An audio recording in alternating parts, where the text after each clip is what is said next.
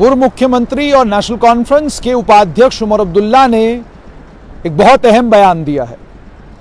उन्होंने कहा है कश्मीरी भिखारी नहीं है, इलेक्शन की भीख नहीं मांगेगा, केंद्र सरकार को चुनाव करवाने होंगे तो करवाएगी, नहीं करवाने होंगे तो कश्मीरी लोग भीख नहीं मांगेंगे कि आप जम्मू कश्मीर में चुनाव करवाइए। ये बहुत बड़ा बयान है जो आज उमर अब्दुल्ला ने दिया है। सीधा निशाना उन्होंने साधा है केंद्र सरकार के ऊपर। सवाल उनसे पूछा गया था कि ऐसा लग रहा है कि शायद इस साल भी चुनाव नहीं होंगे। उमर अब्दुल्ला ने जवाब में ये कहा कि कश्मीरी भिखारी नहीं है, वो चुनाव की भीख नहीं मांगेगा, केंद्र सरकार को चुनाव करवाने होंगे, करवाएगी। अगर केंद्र सरकार चुनाव नहीं करवाना चाहती है तो हमें कोई फर्क नहीं पड़ता।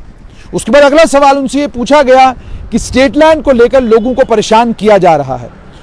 उन्होंने कहा कि सरकार लोगों को परेशान ही कर रही है,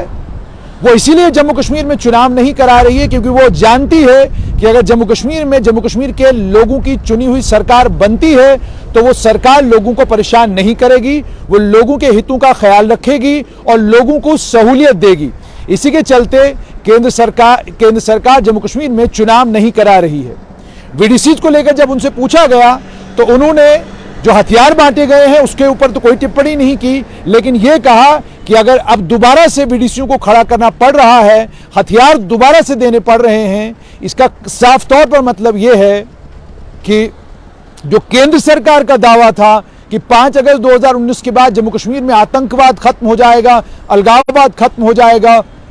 जम्मू कश्मीर प्रगति की ओर चल पड़ेगा, उस कहानी में दम नहीं रहा। बात यह है कि उनके कहने का मतलब यह था कि अगर जम्मू कश्मीर में हालात सुधरे हैं, जम्मू कश्मीर में हालात ठीक हुए हैं, तो फिर कारण क्या है कि आपको आज आम लोगों के हाथों में हथियार देने पड़ रहे हैं। उनका कहने का मतलब यह था कि अगर आज आप आम लोगों के हाथों में हथियार थमा रहे हैं, इसका मतलब हालात अभी भी जम्मू कश्मीर में गंभीर बने हुए हैं। उमर अब्दुल्ला का यह बयान कि कश्मीरी भिखारी नहीं है, चुनाव की भीख नहीं मांगेगा, केंद्र सरकार को करवानी होंगे तो करवाएगी, नहीं करवाने होंगे तो हमें कोई फर्क नहीं पड़ता, साफ तौर पर इस ओर इशारा करता है कि केंद्र सरकार और उमर अब्दुल्ला के बीच में अभी भी बहुत बड़ा फासला है। और उसी फासले के चलते ऐसा लग रहा है कि उमर अब्दुल्ला इस तरह के बयान दे रहे हैं। उमर अब्दुल्ला के बयान का एक और मतलब यह है कि जो बार बार कहा जा रहा है कि जम्मू कश्मीर में इस बार चुनाव जो है असेंबली के नहीं होंगे बल्कि पंचायत और म्युनिसिपैलिटी के होंगे, उस बात में ऐसा लग रहा है कि कहीं ना कहीं दम है कि केंद्र सरकार जम्मू कश्मीर में पहले पंचायत और म्युनिसिपैलिटी के चुनाव कराएगी, टेस्टिंग वाटर्स, यानी पहले ये देखेगी कि स्थिति क्या रहती है चुनाव पंचायत और म्युनिसिपैलिटी के चुनाव में, उसके बाद जम्मू कश्मीर में असेंबली के चुनाव कराए जा सकते हैं। मगर जैसे पत्रकारों ने भी पूछा, संभवतः चुनाव इस साल में न हो, चुनाव अगले साल हो या चुनावों को और लंबे समय के लिए टाल दिया जाए। मगर उमर अब्दुल्ला का बयान इस समय अपने आप में बड़ी इंपॉर्टेंस रखता है क्योंकि वो इस बात को अंडरलाइन करता है कि अभी भी नेशनल कॉन्फ्रेंस में जबरदस्त गुस्सा भरा हुआ है इस चीज को लेकर कि जो कुछ केंद्र सरकार ने यहां पर किया और जिस तरीके से नेशनल कॉन्फ्रेंस और बाकी जो जम्मू कश्मीर के जो क्षेत्रीय दल हैं, जिस तरह का व्यवहार उनके साथ किया, उस व्यवहार को लेकर ऐसा लगता है उमर अब्दुल्ला नाराज है। लेकिन वहीं पर डॉक्टर फारूक अब्दुल्ला ऐसा बयान देने से बचते रहे हैं। डॉक्टर फारूक अब्दुल्ला इस तरह का कोई भी बयान नहीं देते। डॉक्टर फारूक अब्दुल्ला को लेकर लोग ये कहते हैं कि कल अगर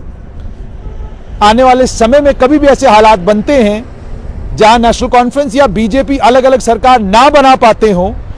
तो कोई ऐसा व्यक्ति होना चाहिए जो नेशनल कॉन्फ्रेंस और बीजेपी के बीच में पुल का काम करे। तो उमर अब्दुल्ला जहां तीखे बयान दे रहे हैं, वहीं आपने फारूक अब्दुल्ला से अभी तक ना तो प्रधानमंत्री को लेकर, ना गृह मंत्री को लेकर, ना ही चुनाव को लेकर ऐसी कोई टिप्पणी सुनी होगी। इसका मतलब साफ तौर पर यह है कि जहां एक तरफ अपने